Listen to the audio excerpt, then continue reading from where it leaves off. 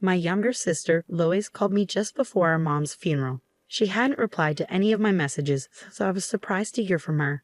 She told me she'd just come back from Hawaii with Keith and brought me some chocolates. I was really upset because she hadn't bothered to respond to me earlier, so I ended up yelling at her in front of everyone at the funeral. I said something hurtful about her taking my husband, which was a terrible thing to say. Lois was confused and just asked, "What?" before I hung up on her. I turned off my phone and tried to calm down as I sat with the rest of the family. My name's Emily, and I just turned 38. I grew up in a family of 4. My parents, my sister Lois, who's 6 years younger, and me. My parents were pretty strict, especially with me being the oldest. But they always spoiled Lois because she was charming. Whenever she wanted something, she'd flash a smile and say, "Emily, I want this," and I'd usually give in. Unfortunately, this didn't change even as she got older, and she became quite a troublesome sister. Dad passed away 8 years ago from an illness, and about 6 months ago, Mom got a terminal diagnosis. She was in and out of the hospital. I married Keith, a colleague, 2 years ago and moved out to an apartment near my office. For the past 6 months, I've been driving an hour each way to take care of Mom between work. Lois moved back home and quit her job a year ago after a breakup. Even though she lived there, she kept pushing the caregiving responsibility onto me, saying I was better at it. So I took a month off work to look after Mom. But despite my efforts, she passed away 2 days ago. And where was Lois? She'd gone off to Hawaii a week before Mom's passing. I tried to convince her to stay, but she wouldn't listen.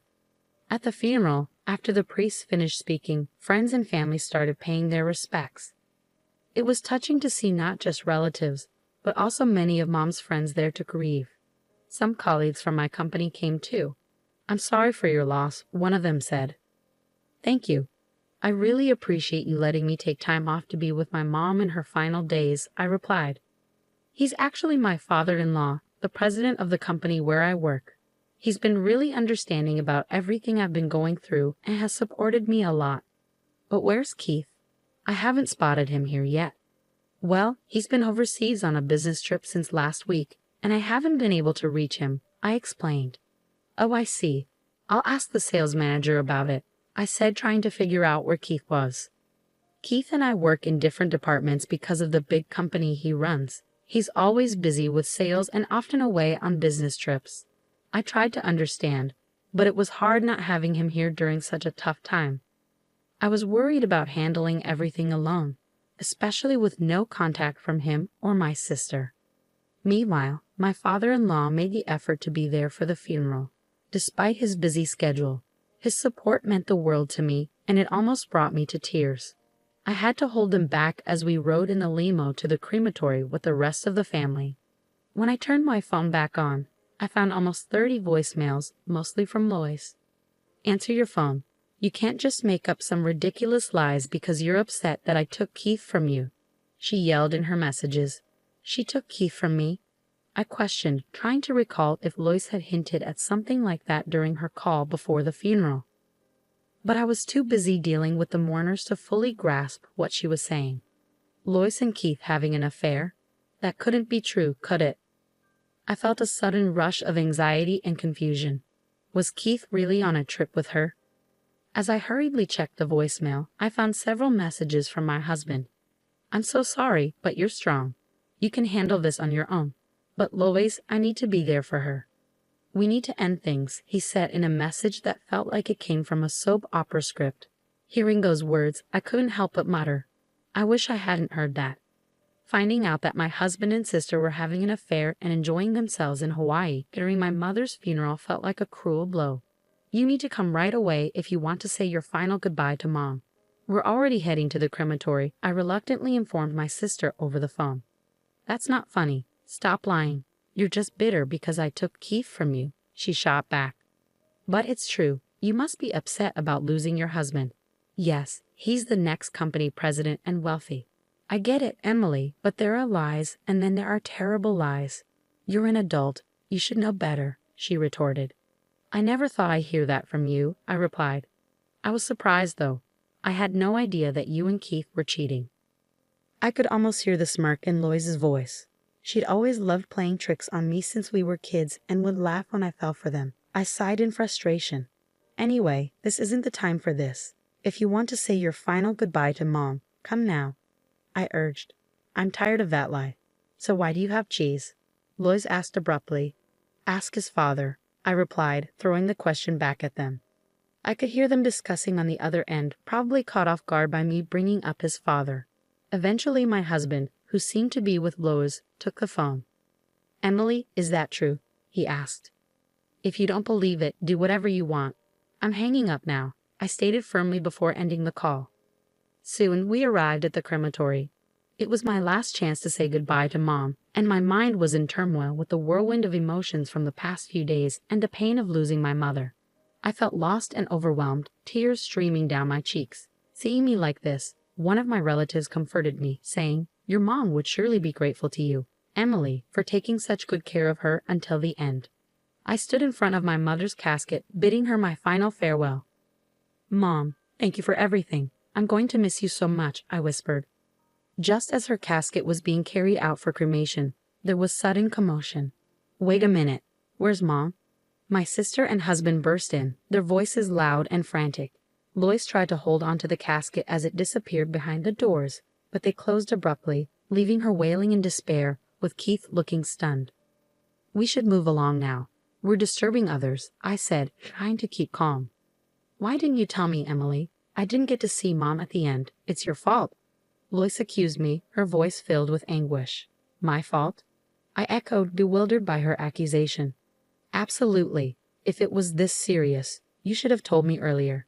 You never said anything. Lois accused, her voice filled with frustration. I couldn't help but feel exasperated.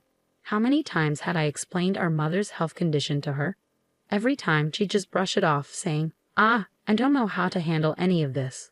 I'll leave it to you, Emily. That's right. This all happened because you didn't explain how serious Mom's condition was. It's your fault, Lois continued to blame me. Even Keith, my husband, joined in, pointing fingers at me. I stared at them in disbelief. Then what were you two doing all this time? I demanded, my voice rising with anger. They gasped, finally falling silent. If you can't say it, I will. You were off on a fun-filled romantic getaway in Hawaii together, weren't you? As the relatives murmured, clearly taken aback by the unfolding drama, I couldn't help but feel the weight of their disbelief. For so long, whenever they asked, what's wrong with Lois? Or isn't Keith coming? I've been making excuses for them, trying to shield them from judgment. Mom, I'm sorry. I really wanted to say goodbye to you more peacefully, I whispered in my mind, seeking her forgiveness. Gathering my resolve, I knew I had to clear the air. When did this affair start exactly? You both knew I was on leave caring for Mom, right? I was struggling, asking for help countless times, but all you did was have fun together, didn't you? I questioned, my voice tinged with frustration and hurt. Enough. It's all your fault, Emily. You didn't keep Keith close enough. Lois snapped back. What's that supposed to mean? I demanded, my patience wearing thin. You need to prioritize your husband more. He's been feeling bored at home because all you talk about is work and caregiving. Poor Keith, Lois chided, her words dripping with disdain. Oh, so that's what he said, I retorted, shooting a glare at Keith, who quickly averted his eyes, unable to meet my gaze. Emily, you managed to marry a wealthy future company president, but you've become conceited. That's why he was drawn to me. It's always been like this with you, Lois continued, her tone accusatory. In reality, Lois had a history of stealing my boyfriends back in high school and university. The only time she didn't succeed was with Keith because she was already with her own boyfriend then. What a disappointment. From now on, I'll be with Keith and become the future president's wife. So break up with him, Lois demanded. Fine, you can have Keith. I'll divorce him, I declared, my resolve firm. By then, I was beyond caring. When I decided to marry Keith, I had no clue he was the president's son. He worked at a regional branch and later joined my department at headquarters. Keith was charming, easygoing, and quickly became part of our team. As we grew closer, I developed feelings for him. We started dating, and when he proposed, I was thrilled. It wasn't until I visited his parents' house that I learned his father was the company president. It was quite a shock. So promise me you won't come back later begging to avoid the divorce, Keith pleaded. I won't do that, I assured him. Are you really sure about leaving me? He pressed.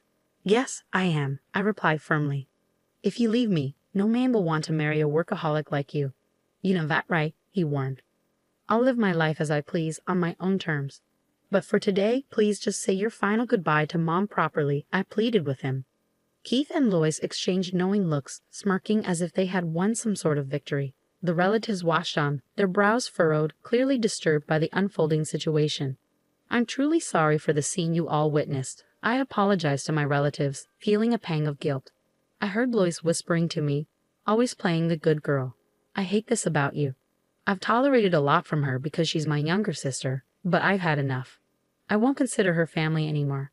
I'm divorcing Keith, and now I feel like I have no family left. All I can do is prepare myself for that reality. I bit my lip, feeling the weight of it all. 2 weeks have passed since then. I moved out of the apartment I shared with Keith, packed up everything, and settled into a new condo near the office. I've even put my parents' house up for sale. There's nothing left tying me to the past. Lois has moved in with Keith as I moved out. Keith and I have already finalized our divorce papers and submitted them to the courthouse. I'm sure they're happily starting their new life together now.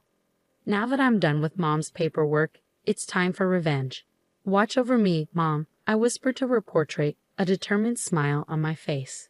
Enjoy your honeymoon phase while you can, you too. The next day, as I went back to the office to sort out my job reinstatement, my phone buzzed incessantly with voicemails piling up. Hey, what's happening? We're divorced, right? Why am I being asked to pay $30,000? Keith's voice sounded confused and agitated. Worried they might show up uninvited at my new place, I suggested meeting at a local diner to discuss. Once we sat down, Keith was furious, practically frothing at the mouth. I got some legal document. What's going on? We're already divorced, aren't we? He yelled. Exactly. I'm just as confused. Lois chimed in, equally puzzled. I had instructed my lawyer to claim $40,000 from Keith as my share of the property and $30,000 from Lois for her portion of our mother's medical care coverage. The documents must have arrived at their places. It was something they should have anticipated, but evidently didn't. I was exasperated. You just need to pay what you owe, I insisted firmly. That's not fair. Don't think you can get away with this. I've suffered a lot of emotional distress. Should I sue you for that too? Keith threatened angrily. Emotional distress? You cheated, plain and simple. So pay up, I retorted, refusing to back down. They fell silent, perhaps realizing they couldn't argue with the law. Then, after a pause, Lois turned her gaze towards me. So Emily, it's all about the money for you after all, she remarked coldly. Fine, I'll let Keith handle the payment. If I borrow from my dad, we can easily come up with the $70,000. Keith, I know you don't have any savings. Lois, are you really okay being with a guy who has no money? I interjected. Keith will become president soon. Then he'll be wealthy. It's just a matter of time. Lois replied confidently. Oh, Lois, you're after the money too, aren't you? I couldn't help but comment, feeling a mix of disbelief and disappointment. No, I have plenty of love. Dad's been saying for a while that he'll retire at 65. So in 2 years, I'll be president, Keith asserted confidently. Really? That would be something, I replied, trying to hide my skepticism. I'm definitely going to be president. I'm his only son, Keith affirmed. I wonder. I couldn't help but chuckle, my doubt seeping through. I can't believe this. Has she lost it? Lois muttered, clearly annoyed. But the real revenge plan I had in store was just getting started. Keith, you've been taking a lot of time off work, citing family funerals, right? I asked casually. Well, my mother-in-law is family too, Keith replied, trying to justify his absences.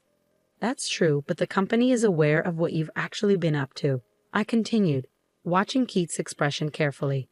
Huh? What do you mean? He asked, clearly confused. Do you know that your father attended Mom's funeral? I dropped the bombshell, knowing I had purposely kept this information from Keith and Lois. That was you, Keith realized, his eyes widening in shock. You didn't do any caregiving at all. You had the nerve to lie about taking family leave for that, and you've gone off on several business trips with Lois instead, right? I've reported that too. I stated matter-of-factly. How did you find out? Keith stammered, clearly caught off guard. Lois has been posting photos on social media, showing where she's been and when. And there were a few pictures with you in them. Quite shocking, I revealed. Huh? You knew about my social media? Keith asked, surprised. It's the same account you had back in high school. Of course I'd know, I replied. Lois shifted uncomfortably, and Keith seemed stunned by my revelations. Wait, does Dad really know everything? He asked, looking bewildered. Just as my mother was family to you, your father considered her family too. So of course he knew about the funeral, as it should be reported to the company. Even after the funeral, he reached out to me several times to check on me. So I reported everything to him. And he's quite furious. He also made it clear he has no intention of making you the next president. I explained, dropping another bombshell. Huh? But I'm his son. Keith protested, disbelief written all over his face. He said he doesn't recall ever mentioning our company follows hereditary succession. He also made it clear he doesn't need a son who would act so disloyally. I informed them, relishing their shock. So Keith won't be the president? Lois asked, her voice filled with disbelief. As I watched their pale faces, I decided to push them even further. And just so you know, I'll be taking over as president starting next month. Huh? Keith and Lois exclaimed simultaneously. In fact, I've just received the official notice from the president and my superiors at the company. I've been formally appointed as the new president, I announced confidently. There's no way they'd make you president. Keith protested, clearly rattled. If you think it's a lie, why don't you call your father and ask? I challenged him. Keith hurriedly dialed his father's number, while Lois, his new wife, watched anxiously. So Emily is really going to be the president? It's true?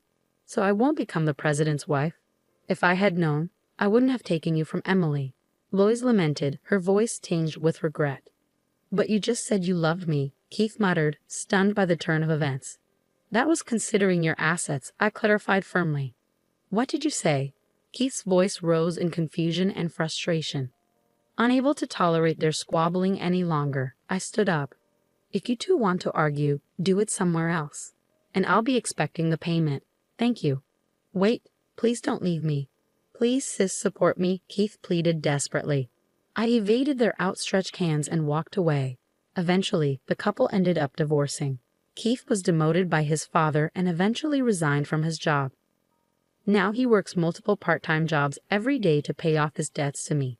Lois, on the other hand, is reportedly working at a bar at night. Initially, she seemed to be doing well, but she fell victim to a bad situation after being deceived by a dishonest man. Meanwhile, I've become the president. Admittedly, it's for a small company that operates as a subsidiary in the caregiving industry, established based on the proposal I submitted during my caregiving leave. However, the caregiving sector is projected to grow in the future, and I'm determined to excel. I'll give it my all from here on out.